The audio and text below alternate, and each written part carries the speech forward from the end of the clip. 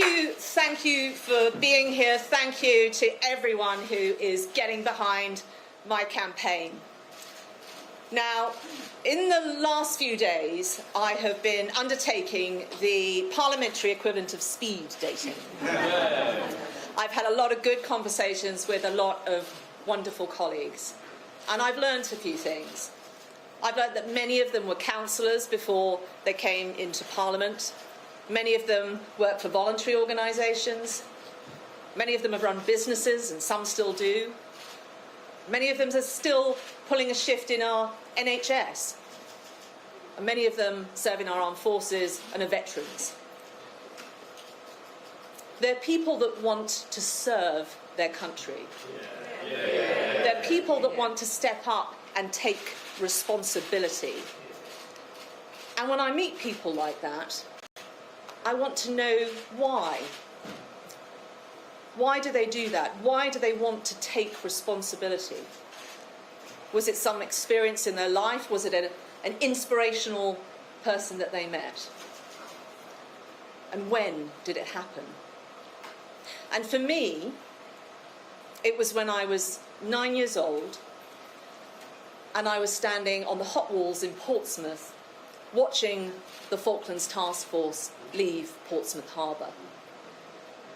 Now, I didn't know much about that scene at 9 years old, but witnessing it and Thatcher's resolve at the time, well, I knew my country stood up to bullies.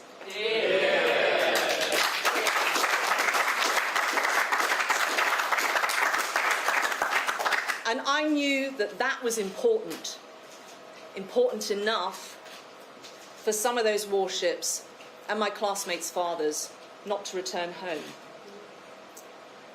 I'd seen duty and service and sacrifice for something greater than ourselves. And it's the reason why today, when people ask me about Britain and our role in the world, I say we don't need a new role in the world. We just need to be ourselves.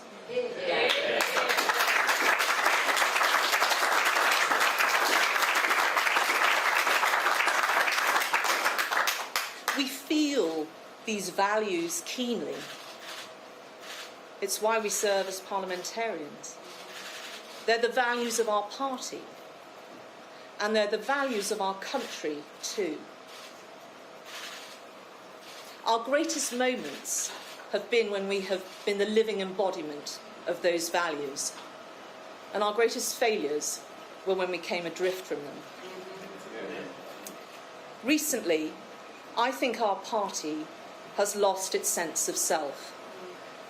If I can compare it to being in the Glastonbury audience when Paul McCartney was playing his set, we indulged all those new tunes, but what we really wanted was the good old stuff that we all knew the words to. Low tax, small state, personal responsibility. We need to get back to that because we've got some really serious challenges ahead. We've got to stave off a recession. We've got to deliver on the huge ambition that the British people have, having left the European Union. We've got to catch up after COVID.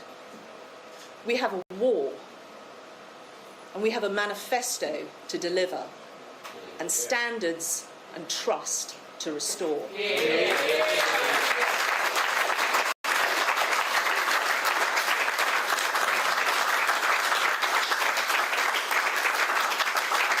And the British people are fed up. They're fed up with us not delivering. They're fed up with unfulfilled promises. And they're fed up with divisive politics. So how do we turn this around? Well, first of all, we have to admit that Whitehall is broken. There are great people that work there. But in my administration, you will see it look and feel very different, very fast. We need to do some serious machinery of government changes. We're going to have a tighter cabinet. We're going to have ministers of state that have clear and timely deliverables and are powerful and can reach across Whitehall. And we're going to modernise government with the white heat of modernisation.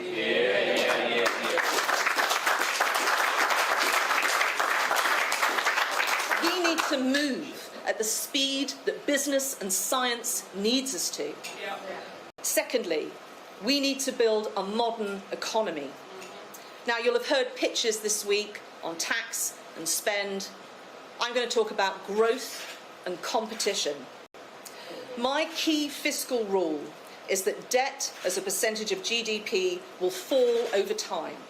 My monetary policy will be on controlling inflation, and our supply side reforms will yield a Brexit dividend on investment, infrastructure, incentives and innovation.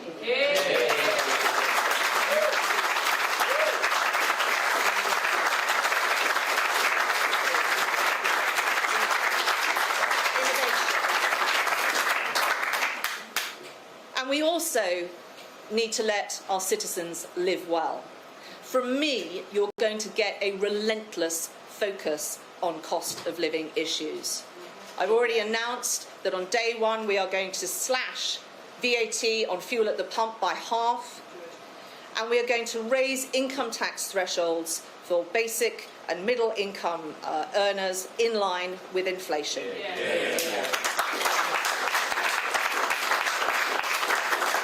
But we also need to extract more value. For example, through simplifying and reducing the cost of being tax compliant for our citizens and for business. And we need to get things to work better. I'm going to be putting power back into the hands of parents. We are going to create personal budgets to allow every child access to their entitlements to subsidised childcare at any time prior to them starting full-time school.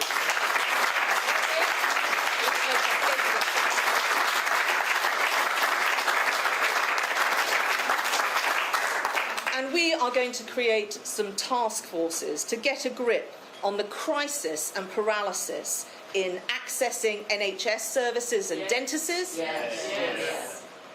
and also, and vitally, stagnation in house building. Fourthly, if we are really serious about levelling up, we cannot be limited in our ambition by what is in the Treasury's coffers. We have to get real about this. So I want to align government planning cycles with those of business and the charity sector, which are already aligned. And that will give us huge opportunities to co-fund, to form partnerships, to do more for our citizens. And we need some national missions in this country that the whole country and every sector can get behind. And I also want to set up some social capital pots that MPs themselves can administer. You guys are best placed in your communities to spot those gaps and spot the opportunities, and I want to give you more agency to serve your communities.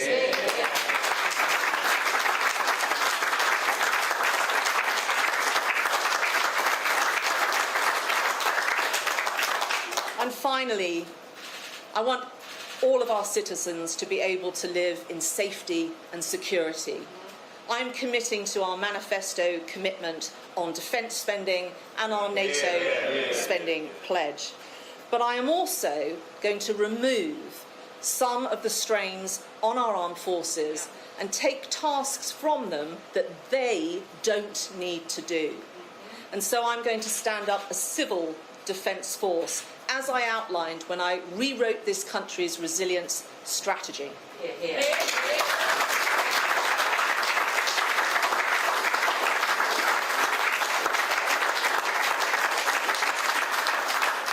And I want us to consolidate and capitalise on the huge amount of civic action there was during the pandemic, all those volunteers that came forward to make our country the most resilient nation on earth.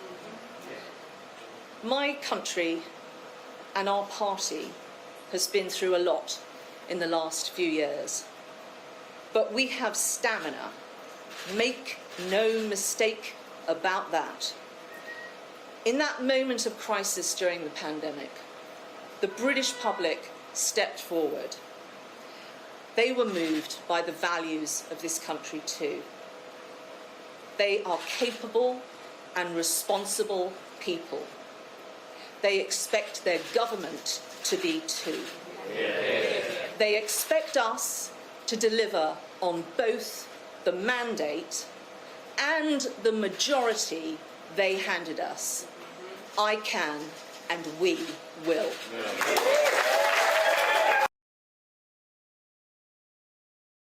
It's now 1:15, so we can give you the answers of a snap overnight YouGov poll of Conservative members. Now, these are the people who will decide in the final two, and they reveal that if Penny Mordaunt gets in the final two, according to this poll, she will become the next Prime Minister. Penny Mordaunt, who launched her campaign today, who's not the favourite amongst openly declared Tory MPs, is on course to beat every single one of her rivals in the last two, according to this YouGov poll taken overnight since that close of nominations last night. The 8 candidates were all put to around 800 Tory members, and the results are very stark. They put Penny Mordaunt number one of the list of choices. They put Kemi Badenoch number two. So if I just go through some of the numbers here, what you have is amongst everyone was asked who their first choice would be. Penny Mordaunt came out first with 27% of the vote. Kemi Badenoch came second with 15% of the vote, and Mr. Sunak and Miss Truss, Rishi Sunak and Liz Truss, tied on third place in 13% of the vote. So just pause for a moment there. Liz Truss and Rishi Sunak running the two most high-profile campaigns. In this poll, they're coming third. After that, Tom Tugendhat on 8%, Suella Braverman on 5%, Jeremy Hunt on 4%, and Nadine Zahawi on 1%. 6% saying none of the above, and 8% say they don't know. So that's quite a low number. But then, of course, the way that this contest works is next week, 2 names will be selected by MPs to go through to the Tory membership, which we think is around 160,000 people. And so YouGov put different sets of names to their panel, to the polls, to Tory members to say who would you win. And the results are incredibly stark. Penny Mordaunt beats Rishi Sunak 67% to 28%. That's a landslide. Penny Mordaunt beats Liz Truss by 55% to 37%. Still an incredible margin.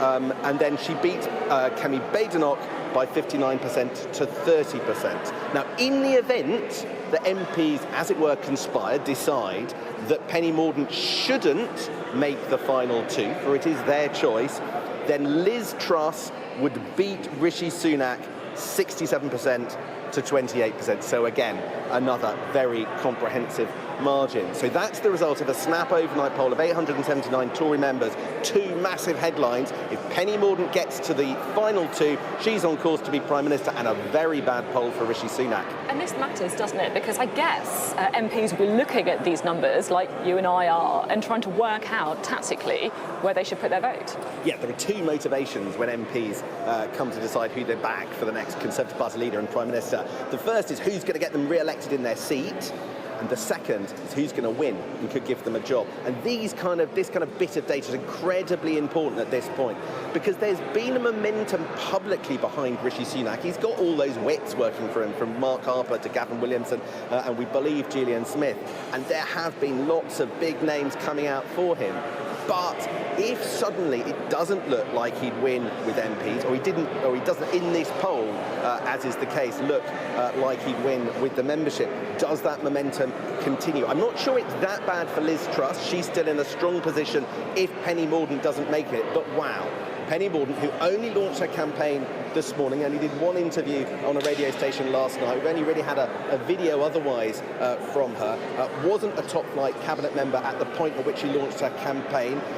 Is backed by figures like Andrea Leadsom, who's helping to run her campaign. Appears to have pole vaulted into first place in this competition. Very big moment here we are at the height of voting. Obviously, getting to be at the moment second place, I mean, that's an achievement in itself. Why are you standing? Why do you think you've got what it takes rather than people who've served in the great offices of state over the past 3 years? Yeah. I mean, I have served in great offices of state, but I have been in a junior ministerial role. Boris brought me back in to help the country through the pandemic, and I was very happy to do that and serve.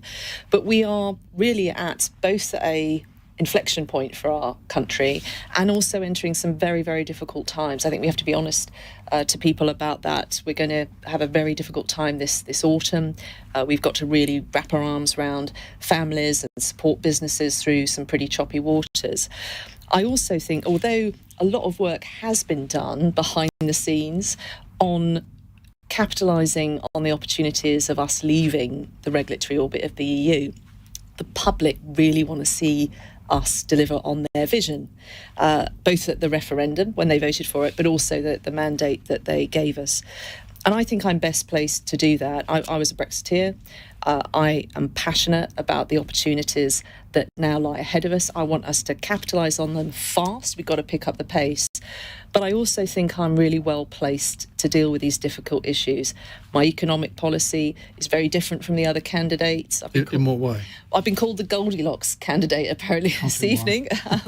I do have Goldilocks, but I think Rishi is obviously very prudent and cautious, but I think the path he is going on could lead to real stagnation in the economy. And then some of my other colleagues are coming out with policies slashing expenditure, slashing taxes now. This contest is not the time to do that. And I think what we need to be focused on is growth and competition. And we do need to, I've announced some policies that I think will alleviate some cost of living issues. There's more we would have to do this autumn. But what we really need to be focused on is turbocharging the economy, stopping inflation, and stopping us tipping into a recession. So, a bit like Rishi Sunak, no tax cuts? No, I am making some. So I'm making some tax cuts to VAT. I'll halve VAT on fuel, and that should save the average family about £10 every time they fill up. And I'm also going to look at lower and middle income thresholds on personal taxation and get them to rise with inflation. And then I'm going to be talking about tomorrow some things that we're doing to really stop us tipping into recession, some incentives to really help the economy. But I think we need to be cautious in this contest. But that doesn't sound very radical. I mean, if you're portraying yourself as the change candidate, I mean, there are a couple of others doing that too, somebody who, although you've been a minister in the Johnson government, you weren't in the cabinet. Do you not need to provide something more, a little bit more juice for Tory voters to sort of make them think, well, she's very different? I'm the they know what they're blinking well doing candidate. The others will obviously try and secure votes. They'll try and put up flares for particular caucuses. I'm going through this contest in the way that I would govern the country. This is not the time to be making radical tax policies and promises. And I think that anyone that is cutting expenditure in some of the extreme ways that we've heard from other candidates doesn't really understand what's facing us this autumn. People are crying out for some delivery and some competence, and for people to grip the issues that really matter to them. Cost of living is one, access to primary healthcare and dentists is another. I've got a plan of how we're going to do that. But you've been in the government for the last few years, as I say, not in the cabinet. You remained a minister in the Johnson government right to the end. I mean, you still are a minister. Yeah. Why didn't you resign last week? Because I think my personal view was that it was the cabinet that were going to trigger that if it was going to happen. And did you want it to happen? Well, I would always want there to be some stability. But I think that the Prime Minister was given a lot of chances to try and turn things around, and it became apparent that wasn't going to work. One of the reasons why I stayed in was because I think we have a responsibility to govern, to actually get things done. I'm signing this week and next some new trade deals, for example. But also, we just need to... So I'm doing state deals with the United States. So that will mean financial services, legal services, architecture, engineering. We'll be able to have mutual recognition of qualifications, procurement... Well, they're not what most people would describe as proper trade deals, though, are they? They're not tariffs, but actually it's pretty substantial. So to give you an example, a lawyer or an accountant... once these deals come into fruition, will find it easier to work in Oklahoma than someone from Tennessee. Why do you think Boris Johnson didn't put you in his cabinet? Because you were Defence Secretary when he was first Prime Minister. And I think a lot of people were very surprised that he didn't keep you in his cabinet then. So I didn't support him. I think he has a lot of good qualities, and he did us a great service in getting us out of a very difficult political situation. But he was entitled to pick his team. And if you remember at the time, I was, I wasn't sniffy about it at all. I made it very clear that I would support him, and I hope he feels that I have done that. In the Brexit referendum, and a lot of people have been contacting me, wanting me to ask you this question. In the Brexit referendum, you said that Turkey was about to join the EU and that we would have no veto over that, leading possibly to 75 million Turks coming into the EU. Now, that was not true, but even when the truth was pointed out to you, you didn't apologise for saying something which was untrue. I actually stand by that, Ian, because, well, the short answer is the British public didn't have a say. The longer answer is it was government policy. David Cameron... It was not true to say that we didn't have a veto. We did. There is a provision for a veto, but we could not have used it because Why? David Cameron gave an undertaking that he would support their accession. And having given that undertaking to a NATO country, he would not have been able to walk away. Obviously, he's gone.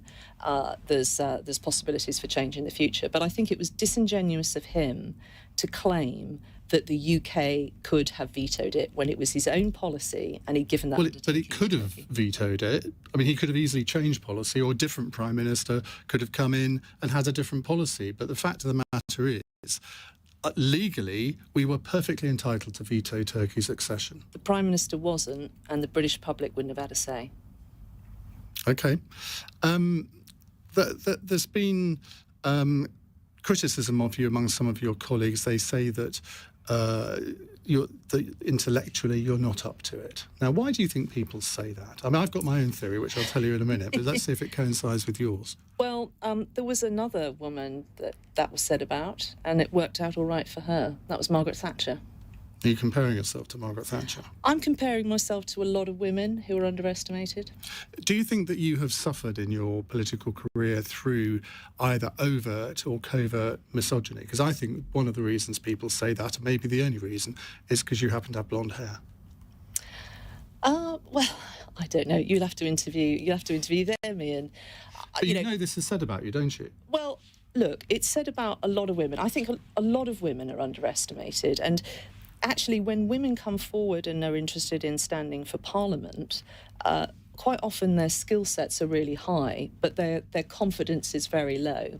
And I think it is because people tend to dismiss people on the way they look. They don't know about their backgrounds. Sometimes they don't get some of the chances that other people might. But it hasn't stopped me, Ian. Can you give me a guarantee that you won't do what your campaign manager, Andrea Leadsom, did and drop out if you come second and effectively deny Conservative Party members a vote? I will not do that, no. I think that she had very good reasons for doing what she did. But no, I think it's really important that we give our electorate in the Conservative Party a choice, and also we test candidates as well, because people are going into a difficult job and they need to be tested. Let's talk a bit more about the cost of living and economic growth, because, as you say, if the people are going to have more money in their pockets, it's not just going to be through tax cuts. It's got to be because the economy is getting bigger. Now, one thing you haven't mentioned so far is corporation tax, which Rishi Sunak is putting up from 19p to 25p. Now, some of the other candidates are promising to reverse that. Yeah. What's your policy? So my policy towards things like corporation tax and also capital gains tax, I think we do need to send a flare up for business, and we need to get people excited about the possibilities here. But my principle will be on competition. We have to compete with what other nations have on offer. I'm not going to make tax policy on those issues in this contest. I think that's irresponsible, but that is my guiding principle. But is your instinct to cut corporation tax? Because that would be a way of generating economic growth, wouldn't I it? think we have to have an environment that competes with what others have on offer. But tax cuts sit within a wider economic framework. And just for business, for example, small businesses, because quite often we talk about big businesses, simplifying what we ask them to do. I think the Federation of Small Businesses was saying that the costs of tax compliance for a small company, is about $5,000 a year. There's lots more we can do to save them money without spending public money. Right, I think we should go to some calls, don't you? I do too. Let's go to Mark, who's on the Wirral. Hello, Mark. Hi there, Ian. Hi. Hi. What would you like to ask, Mark? My question to Penny, and I'll qualify this question. I'm an electrical engineer. I'm also an economics student with the Open University. On the 5th of September, if Penny is successful, she will walk into a crisis, because a week before, the price of the cap on energy will have been announced. Now, with Germany currently using 40% coal because they are trying to come offline from Russia, and Russia may well cut them off, we are going to all in Europe going to be scrabbling around for gas and energy to get ourselves through the winter. Penny, I'm a huge supporter of yours. I've been quote tweeting you for the last week, hundreds, in fact thousands of times. What are your thoughts? Well, look, well, thank you for the tweets, by the way. That's very kind. We are going to have a very difficult autumn and winter, which is why I'm not making some of the promises other candidates are, because I think we will need to do some more things this autumn to help people. In terms of their household bills, my personal view, I'm not committing to things, but the sorts of things I would be looking for are things like the standard charge, for example. There are parts of the country where the standard charge, even if people aren't using much energy, is still enormous. And so I think we need to look at billing. We need to look at actually how we can alleviate some of those costs. There's still some of those structural issues that we need to address. But in terms of our own resilience, I think we should be increasing local supply, and that includes gas. But I also think we need to be making investments. I'm pro-nuclear. I would accept fracking, and I think we want to make ourselves as resilient as possible, and that will help us with costs. Do you still believe in net zero? Yes, I do, but I think we need to be realistic about how we're going to get there. We have enormous pressures on us to reach it by a particular time, and there are implications on that. But where I think we need to do more, particularly on consumer issues, is really incentivise some innovation. The only way we're really going to get people to adopt things is if they want to, and it's useful and helpful to them, and it saves them money. And I think we need a lot more innovation to get us where we want to go. Mark, thank you very much. Will is in Malton in North Yorkshire. Hello, Will. What would you like to ask? Hi, Penny. I feel a bit treacherous for abandoning a fellow North Yorkshireman, but I am inclined to vote for you in the members' ballot. My main concern is around young people in housing. I think that the government don't want to talk about it because it doesn't appeal to them. As somebody who appeals to young people at the electorate, what are you going to do? Because if we get more young people into housing, we are going to ensure that the next generation never vote Conservative.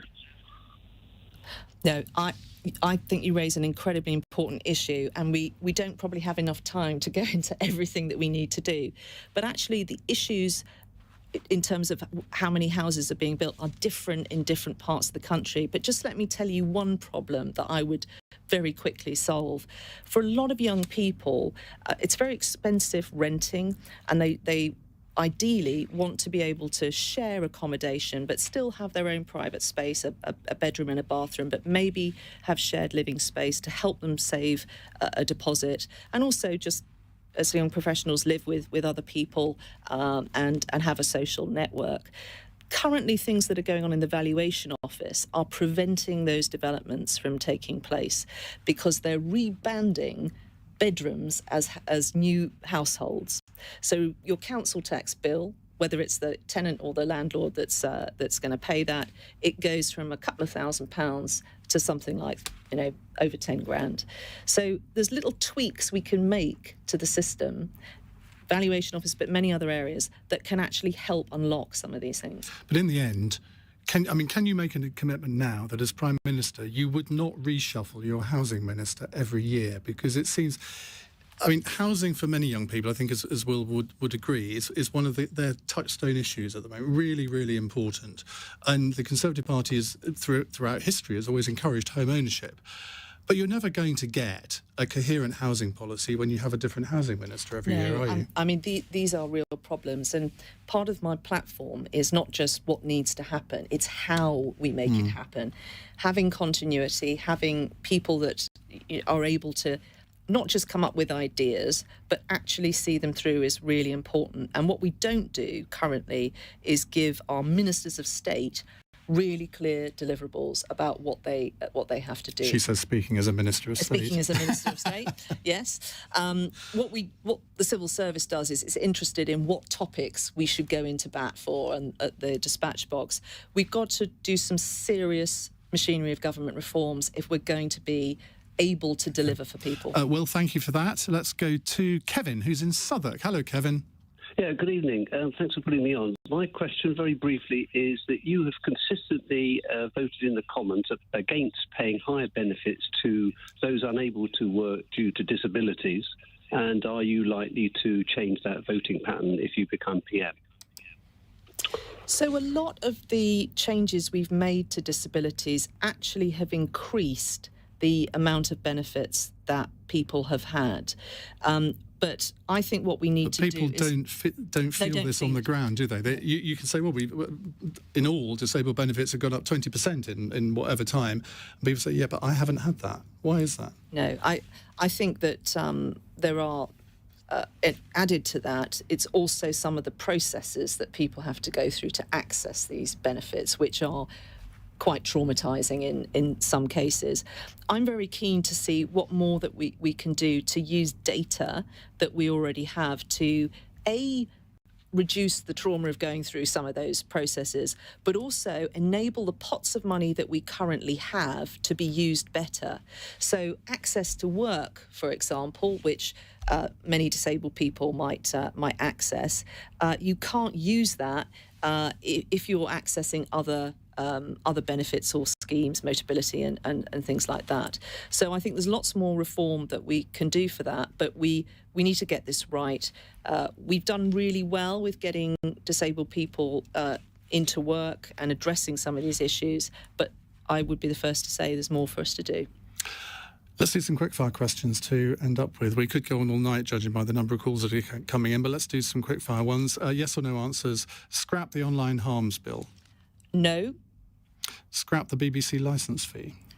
Evolve it, don't scrap it. Scrap the Channel 4 privatisation. No, Damien Collins is on my team and I trust his judgment. Restore DFID as a separate department. Of course, you were Secretary of State there, weren't you? Yeah, I was Secretary of State there, and no, I wouldn't bring DFID back. Why not? Because I think it is fine in the Foreign Office, and it doesn't need to be a separate department. In a way, it's... I mean, when I was actually Secretary of State in DFID, I used to go to the Foreign Office for prayers because I always felt we should be working as one team. Your worst mistake? Oh, dear. Well, I probably couldn't say it on air, Ian, even if I really? Recall it. Oh, well, we've got plenty of time. I've made many, but I've always learnt from them. OK. Say something nice about Keir Starmer. He's in opposition. Is that something nice? Can you not think of anything nicer than that? Well, no, he's I'm sure he's a very decent fellow, but this is quick fire. OK, all right. What's your karaoke song of choice? In all honesty, it is Nancy Sinatra, These Boots Were Made for Walking, because I can't sing. And your sporting hero? Oh, my gosh, so many. Kelly Holmes. OK. Thank you very much indeed for joining us on LBC. It'd be very interesting to see the reaction to both of the interviews tonight with Nadeem Zahawi and Penny Mordaunt. Hopefully we will talk again before the end of this campaign. Coming up in a moment, it's Tuesday's edition of Cross Question. I'll be joined by Conservative MP Alberto Costa, Kate Andrews, Economics Editor of The Spectator, Alex Salmon, former First Minister of Scotland, and Ajmal Mazrur, who is a good friend of the programme and an imam. So they'll be taking your calls. We've cleared the board, so it's empty. So if you want to ask them a question, now is the time to dial 0345 6060 973. You're listening to LBC. I'm Ian Dale. It's 8:03. On your radio, on